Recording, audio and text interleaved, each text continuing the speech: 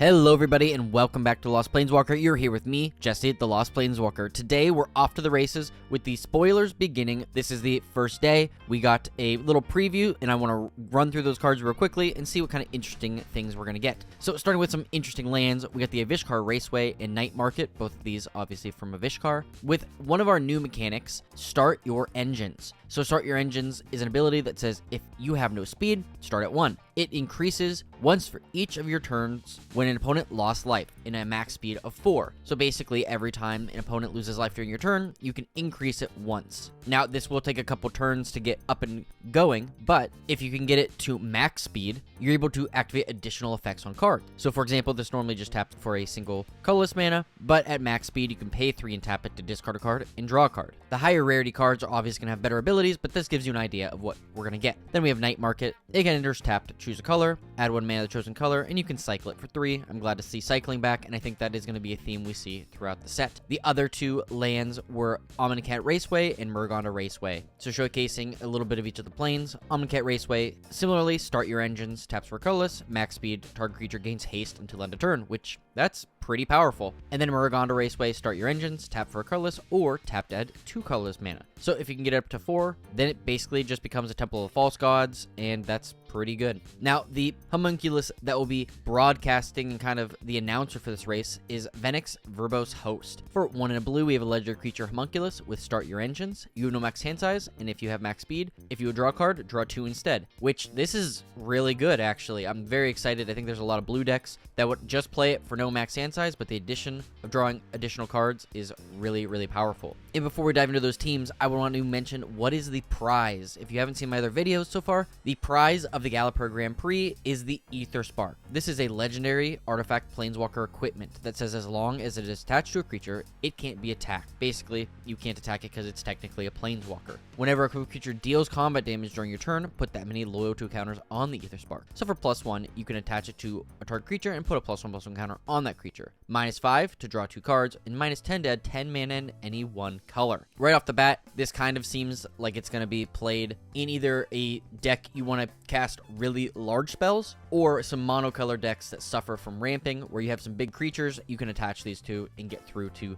level up the loyalty. But with that out of the way, let's start talking about the racing teams. And the first racing team that I'm going to mention is the Guidelight Voyagers, with the Mechanic Core Guidelight and the Guidelight Pathmaker. For a white and a blue, we get a legendary artifact creature robot. Mechanic Core's powers equal to the number of artifacts you control. Start Your Engines. Max speed, whenever you cast an artifact spell, you may pay 1. If you do, copy it. That's pretty insane.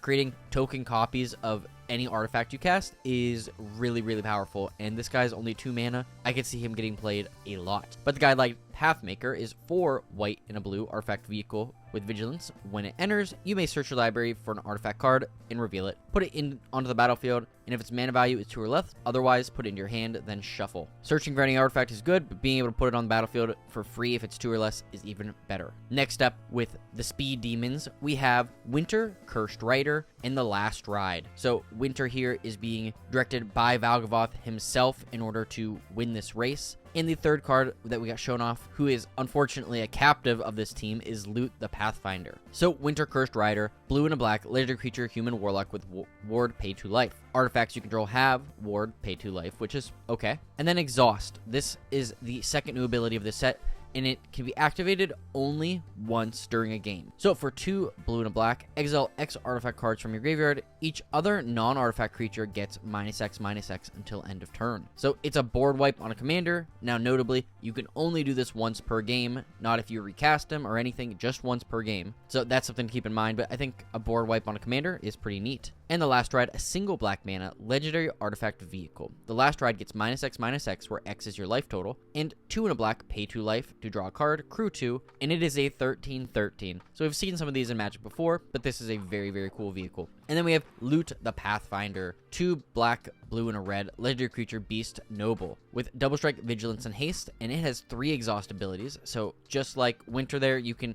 activate each of these only once a game. So exhaust in a green, tap, add 3 3 mana of any one color. Exhaust in a blue, draw 3 cards. Exhaust in a red, deal 3 damage to any target. Honestly, pretty cool pinger. I mean, it does cost a lot to cast, but the double strike, vigilance, and haste is kind of cool. I just don't know if paying 5 mana and then paying additional mana to do all these different things is going to be worthwhile in the end. So maybe you guys can prove me wrong. The next group, we're looking at the End Raiders with Far Fortune, End Boss, and Apocalypse Runner. So Far Fortune here, 2 black and red, legendary creature, human mercenary with start your engines. When you attack, Far Fortune deals 1 damage to each opponent, and then at max speed, if a source you control would deal damage to an opponent or a permanent an opponent controls, it deals that much damage plus 1 instead. Little neat card there. But the Apocalypse Runner, 2 black red artifact vehicle, tap target creature you control with power 2 or less, gains lifelink until end of turn, and can't be blocked this turn. Crew for 3. Yeah, it's a pretty cool ability. I can see this being very useful. Moving on to one of my favorite teams, we have the Goblin Rocketeers with Redshift, Rocketeer Chief, Rocketeer Boost Buggy, and the Boom Mobile. So Redshift, Rocketeer Chief, red and a green legendary creature Goblin Pilot with Vigilance. Tap it to add X mana of any one color, where X is Redshift's power. Spend this mana only to activate abilities. Then for exhaust 10 red-green, put any number of permanent cards from your hand onto the battlefield. That is insane. But I think it's actually pretty neat because if you use Redshift by buffing him up,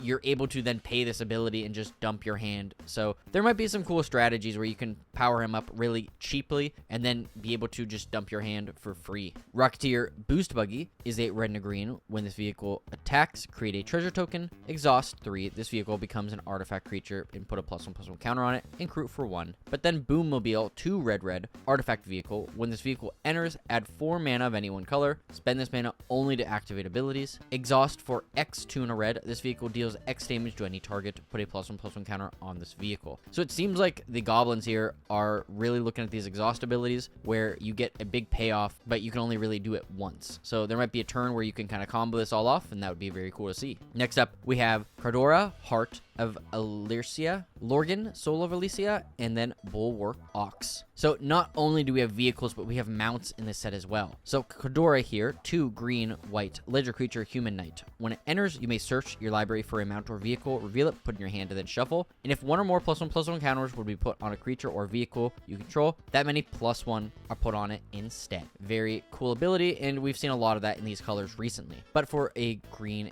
and a white, we have Lorgan, flying, legendary creature, beast mount. With whenever it attacks while saddled, put a +1/+1 counter on each of up to 2 target mounts and or vehicles, and it only saddles for 1, so that's pretty nice. And then Bulwark Ox, 1 and a white creature, Ox mount. When this creature attacks while saddled, put a +1/+1 counter on target creature. Sack this creature. Creatures you control with counters on them gain hexproof and indestructible until end of turn. Saddle for 1. That seems actually really great. I can see this working in a lot of strategies, not just vehicles, but +1/+1 counters and then sacking it for good benefit. Moving on to the champions of Amonkhet, we have Zahur, Glory's Past, Basir, Tomorrow's Champion, and then Crypt Caller's Chariot. And we're all about zombies and creature tokens, which is very fun to me. But Zahur, Glory's Past, white and a black, legendary creature, zombie cat warrior. With start your engines, sack another creature, surveil 1, activate only once each turn, and max speed. Whenever a non-token creature you control dies, create a tapped 2/2 black zombie creature token. Very fun there. But we have Basir, Tomorrow's Champion, single white, legendary creature, human knight. With single white, tap Exert it to create a 1/1 white cat creature token with lifelink. It has cycling for 2 and a white, and when you cycle this card, cats you control gain hexproof and indestructible until end of turn. So kind of cat support more than anything here, so that's pretty neat. And then Crypt Caller's Chariot, 3 and a black artifact vehicle. When you discard 1 or more cards, create that many tapped 2/2 black zombie creature tokens. That's probably very powerful, maybe even better than the other 2 legends, but that's very neat. Moving on to the Speed Brood, we have Atichi, Emerald Radiant,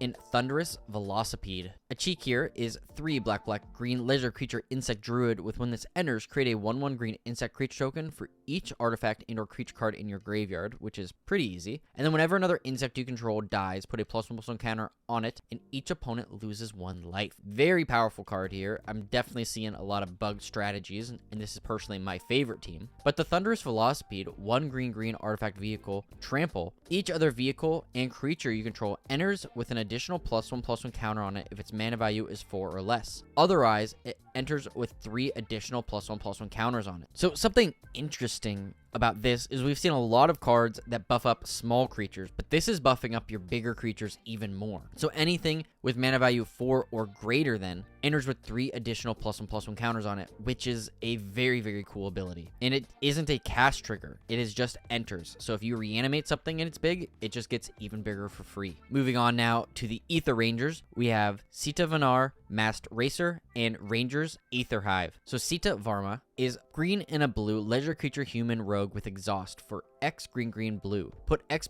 +1/+1 counters on Sita Varma. Then you may have the base power and toughness of each other creature you control become equal to Sita Varma's power until end of turn. We already saw a board wipe using exhaust on a commander. Now we have a overrun effect. I think that this is going to be exceptionally powerful. There's going to be some really fun games where you just get to buff this up a ton, and it's going to be a game ender for sure. So any Simic deck, you should definitely be looking for this. And then Rangers Aether Hive, 1 green and blue, artifact vehicle vigilance. Whenever you activate an exhaust ability, create a 1/1 colorless Thopter artifact creature token with flying, and you only create for 1. So that seems pretty powerful to me. Moving on now to the Keen Haulers, we have Captain Howler Sea Scourge, and then Boosted Sloop. So Captain Howler Sea Scourge is 2 blue and a red legendary creature shark pirate with ward 2, pay 2 life. And then whenever you discard 1 or more cards, target creature gets +2/+0 until end of turn. For each card discarded this way, whenever that creature deals combat damage to a player this turn, you draw a card. So using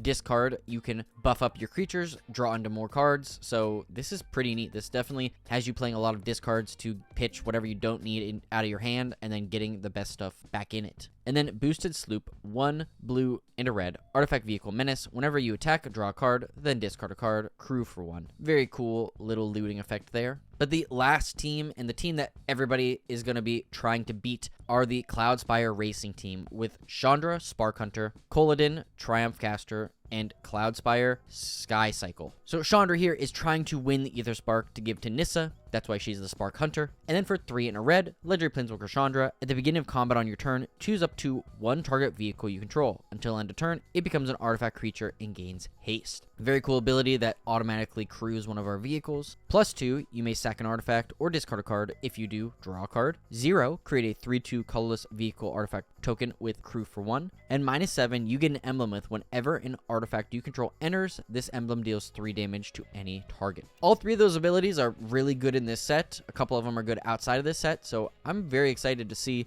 what kind of decks Chandra here gets put in, but that'll be up to you to decide. Koladin, Triumph Caster, red and a white, legendary creature human pilot. With mounts and vehicles you control have haste. Whenever a mount you control enters, it becomes saddled until end of turn, and whenever a vehicle you control enters, it becomes an artifact creature until end of turn. So this just lets you get value the first turn your mounts and vehicles come into play, which I think is very, very good. And then the Cloudspire Sky Cycle, 2 red and a white, artifact vehicle with flying. When this vehicle enters, distribute 2 +1/+1 counters among 1 or 2 other target vehicles and or creatures you control, crew for 1. This is going to help buff up our other creatures and vehicles, which we've seen similarly in some of the other cards. Now, moving into the commander decks, we did get spoilers for each of the decks, which is very, very fun. So starting with the Living Might, this is a white, blue, black deck. We have Temet, Noctimoon's Will, and Hashtan, Scarab's Fist. So Temet here is 2 white, blue, and a black leisure creature zombie wizard with Vigilance and Menace. Whenever you attack, draw a card, then discard a card, and whenever you draw a card, zombies you control get +1/+1 until end of turn. This might be a new best zombie commander. Being able to buff up all your zombies is a very, very powerful effect, so I can definitely see this being a viable option for a very powerful zombie deck. But another very powerful creature that I think you could build an even cooler deck with is Hashtan, Scarab's Fist, white and a black legendary creature zombie wizard. Whenever you discard a creature card, you may pay 2 and a blue. If you do, create a tapped token that's a copy of that card, except it's a 4/4 black zombie. So this is very similar to the first time we got to this set, and you could exile a card from your graveyard and make a copy of it, but this keeps that copy in the graveyard and gives you a copy on the battlefield for only 3 mana. So you could cheat out some really big creatures for only 3 mana. It might just be a 4/4 black zombie, but it might just also win you the game. Now, moving over to our energy deck, we have Saheeli, Radiant Creator,